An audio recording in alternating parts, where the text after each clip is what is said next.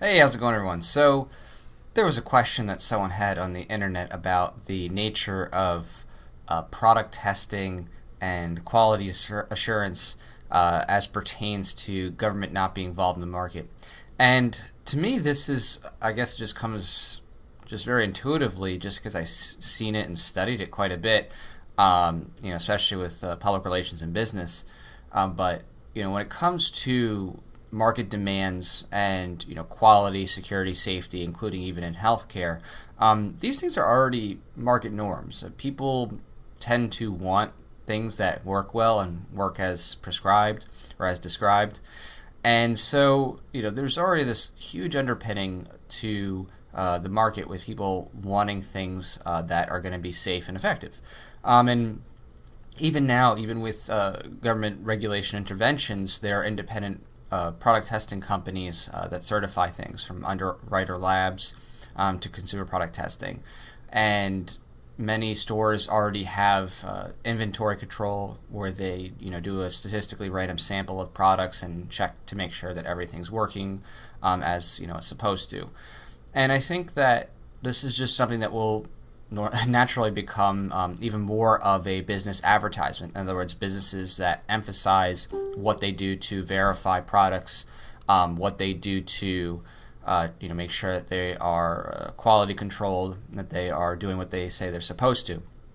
And I think that you can already see these kind of differentials even in stores now. You could probably think to yourself, among the stores that you've been to, about, which one among those is the most likely to have products that are the legitimate copy, the real thing, clean, pure, whatever descriptor you want to use to what it is, versus a store that you could think of that you might not trust that it's the real thing.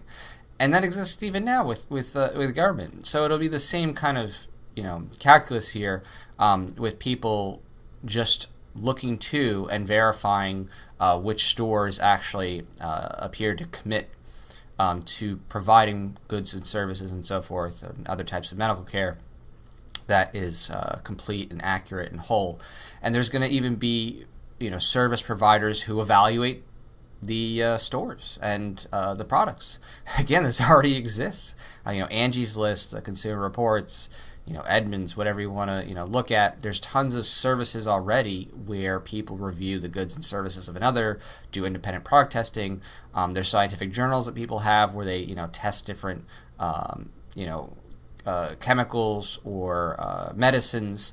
So this is just something that it's just a clear market demand, already exists, and will just become more of I think, an apparent and a more front-facing advertisement for businesses to emphasize, how well they ensure their product quality, and businesses will just be competing in that element.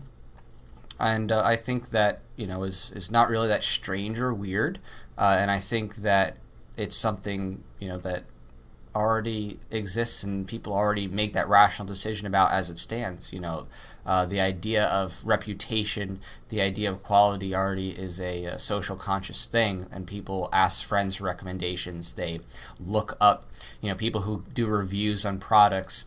They do research as to how long some product has been used or proven to work. It's just not really that weird to think that this would still be happening even without government interference in the market. So I just want to put my 2 cents in there. And as to a side note, I think I've talked about this before, but a side note, some people say, well, what about IP and stuff? And as far as, medicines and generic versus, the brand name or whatever.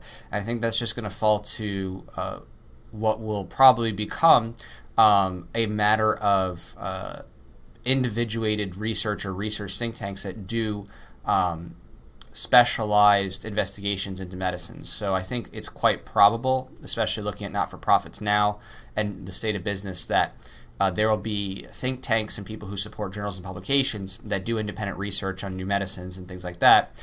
And businesses will probably do, as you could say, less independent R&D into that and more like shared R&D, where businesses will fund think tanks or educational institutions and stuff that do research on new things, and businesses will be more focused on applying those things in the most consumer-friendly way possible. So in other words, the switch of modality will be from, oh, I have a patent, and because I have the patent, I make all the money now, and switch to, okay, there's lots of businesses out there that can take this information, that's out in the public and use it. So your real competition point is on how you provide that, the quality of it, the customer service, which I think is actually a fantastic switch over from the incentive of, oh, I'm just going to sit on a product and that's it, and I'll withhold it from people if necessary, or charge people or sue people, like the serial patent lawyers who just sue everybody for someone using an invention, and then charging royalties to every single person for years and years and years. I think it is actually a much more ethical and effective innovator, of change, or instigator of change for innovation, to have no IP permitted in terms of being able to keep people from ideas, and to instead make people focus on supporting institutes of research, and for businesses to be wholly focused instead of just, oh, I own this product and you can't have it or I'll beat you up, to how do you provide the best customer service? How do you provide the best quality assurance in the market? I mean, that I think is a huge paradigm shift when you think about the nature of what that really details, is leaving this whole idea of bullying people over some intellectual property ownership, and now business has to focus on, how do we do customer service? How do we do quality assurance? I think that's a much needed change, especially when it comes to medicine. And it's not like, of course, there's of course R&D issues and expenses that come into that, but now instead of it being, okay, this is R&D for the sake of, we're just going to turn it, for a profit, or hold it away from the public at large, or even keep it secret if it's, like GM does. They keep inventions secret if it's going to, create a cut in their product lines.